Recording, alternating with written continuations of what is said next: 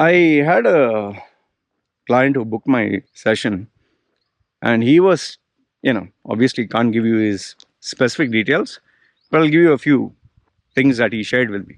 I've taken his permission. So the guy he was in love with this girl. Okay, he is a foreigner. He's in love with this Thai girl, and I guess that's why he approached me because I'm in Thailand. So he wanted to ask my advice, guidance. So it seems that when they were in love, they were super close, very, very close. Okay, passionate, lovable, romantic, everything. And they even had a baby. But now, things didn't work out and they are looking for a divorce. And now it has become so ugly where, he wants to claim custody of the child, she wants to claim custody of the child, and then she's asking for money and property, and there's so many things. Okay.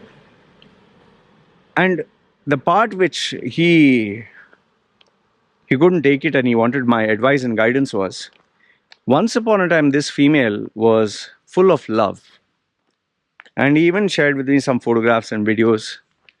She was like such a gentle person. But today, later on he obviously showed me another video where she's screaming, shouting, abusing, and he saw a side of her that he didn't know how to react to it. He's a nice guy, by the way. He's in his late 50s, going to be 60s, and she's in her 20s. So he asked me, like, how do I deal with this? Obviously, I was giving him the solutions and strategies. Okay. But now this brought me to the topic whereby, who's your biggest enemy? Okay. Because actually, if you see this relationship that was there, before they were closest, and now they became the biggest enemies. So I have actually made a 3-level category. Okay, 3 level. There are far more, but obviously 3 levels, which I thought would be best way to put it. The first, at number 3, your biggest enemy is the people who you work with, your colleagues. And why do I categorize this as your biggest enemy? Is because your colleagues interact with you almost every single day of your life. And almost like 8 hours. 8 hours is 1/3 of your day.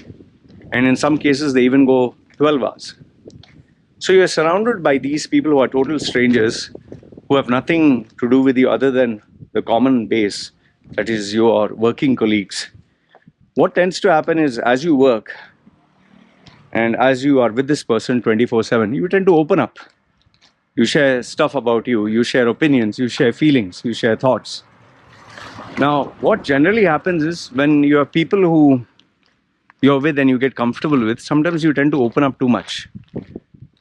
Now, when you are colleagues, when there is no competition, everything is fine.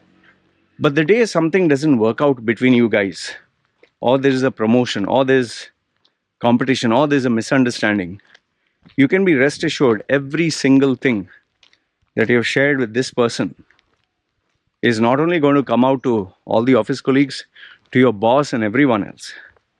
And then it becomes so dirty that maybe you cannot survive in that organization because people will look at you differently. That's at number 3. At number 2 is your family. Now, if you're single, it can be even, you'll be surprised, it can be even your mother, father, brother, sister. But if you're not single, it can be, and most of the time, it is your spouse. Now, if your family life is, I wouldn't say perfect, but if it doesn't have all that excessive drama, there's nothing to worry about. And if there are people with values and logic, fine. Even logic, if their heart is not in the right place, it can be devastating. But I would say the more dangerous in the family circle is your spouse. And man, I've seen so many examples. Like I gave you the example just now, no? When you're in love, or when you're married, or you have common goals, you're the best of friends. But then when your goals are different and you don't agree on things, It can be really ugly. I've seen the worst of the worst behaviors. In fact, the most horrific one that I know was a close friend of mine who divorced this female. Both of them are doctors. Both were earning well. But this guy, he was more of a nice guy, staying with his mother. And they were very good to this female. They were very good. It's just that things didn't work out. When when she realized that things are not working out, this female, imagine, she's a doctor, he's a doctor. She made sure that his reputation got destroyed. She put false allegation of rape.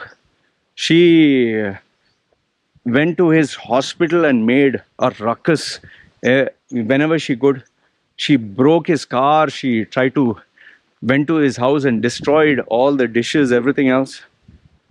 She scratched his face, and then on top of that made a police case saying that he tried to kill her. Oh, it went on and on. Finally, the climax was where she made around, I think, 27 legal cases on him, from rape to robbery to this to that, because in her family there were lawyers. Imagine, she was so vindictive. Well, how did it settle down? When she took all his money as compensation, plus she demanded the mother's property, plus she demanded that extra money as compensation. On top of that, she made sure he got where it hurt him the most. She took custody of his children. And finally, she asked for the alimony, even though she made sure that he was bankrupt. He gave away all this because he wanted to be left alone. I never in my life saw someone so, and he never did anything bad. I know him personally. He never did anything bad other than divorce. She couldn't take, her ego got so badly hit.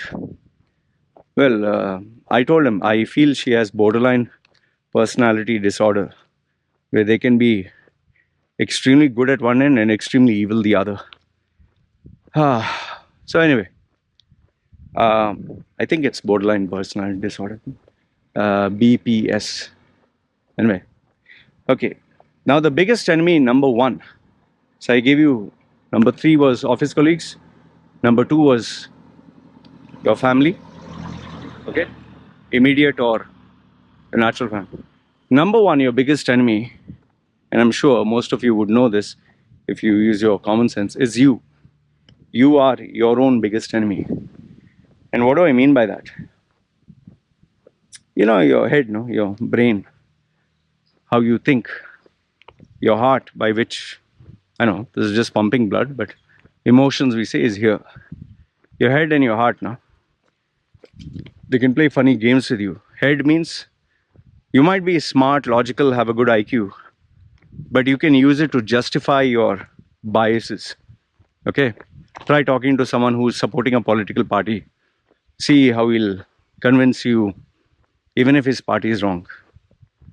So logic, even if you have, it can really fuck you up if your emotions override everything. The second one is obviously emotions. They can make you do really strange things. I've seen individuals and cases where the partner physically abuses them, beats them up. There have been cases where the partner has broken their hand and fractured it, beaten up the children until they have been hospitalized. Still the person justifies, no, he's loving, but you don't know, he's such a caring. There's the other side of him, you don't. Come on, man. And who's convincing the person to stay in the relationship? It's this person. Then in some other cases, you get people who smoke, drink, do drugs, choose the wrong company. Who's forcing them to do all this? They themselves, right? So the biggest enemy of all is number 1, you yourself, the choices that you make, the person that you are. And I'll tell you one thing, the third one can be sorted out. The second one can be adjusted or handled. But number 1, if you do not know how to handle this, there's no hope for you. Seriously, I mean, if the problem is you, you either sort it out by yourself or seek help, either professionally or personally, because I've seen people make mistakes, mistake after mistake after mistake, and then they cry, oh, why the world hates me, why these people do this to me, why she cheated me, why he did this to me. Well, who asked you to get into this? And that is why taking personal accountability, personal responsibility for what you do, you know, that really helps. Even people who say, oh, why God did that, why? Stop all this. Life is not meant to be fair. You work hard to make it fair. So that's it. So even with this guy, this is what I told him. And yes, thankfully he was able to make some adjustments and he stuck by it. Surprisingly, he had incredible self-control and he intelligently worked, and I see his problem sorting out. So these are the three biggest enemies that you have. This almost everyone has. Let me know, what do you think? Do you think I'm right? Do you think I'm wrong? Good, bad, ugly? Put your comments and thoughts down below. This is me signing off. Yes, take care. Ciao.